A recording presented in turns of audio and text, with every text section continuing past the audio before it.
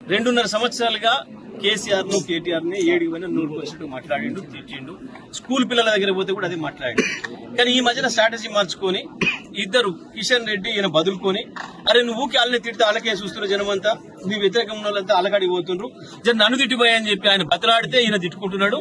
ఇద్దరు అండర్స్టాండింగ్ తిట్లు తప్ప ఇవి ఇంటికి వచ్చిన సుట్టపోనలు కొట్టడానికి ఇంట్లో ఆల్మొగులు పంచాయి పెట్టుకున్న ముచ్చట తప్ప ఇంకొకటి కాదు. వీళ్ళిద్దరి డ్రామాలు, ఇద్దరు ఒకటైన సంగతి ఇప్పటికీ 100 సార్లు నిరూపితమైంది. ఆఖరికి సొంత పార్టీకి ద్రోహం చేసి పాపం మొన్న మీనాక్షికి సీటు పోగొట్టిందే రేవంత్ రెడ్డి, ఈయన పోగొట్టలేని విషయం అధిష్టానం కూడా గమనించింది. బండి సంజయ్ కొడుకు విషయంలో ఏ రకంగా దాచిపెట్టిండో రేవంత్ రెడ్డి మనకు స్పష్టంగా అర్థమైంది. అన్నిటికీ మించి బడేబాయ్ చోటబాయ్ కన్ను కొట్టుకొని సాగే చేసుకున్న సంగతి మొన్ననే బేగంపేటలో చూసిరు. దేశ ప్రజలందరూ, రాష్ట్ర ప్రజలందరూ ఈ దొంగ మాటలు ఎన్ని మాట్లాడినా చెల్లవు.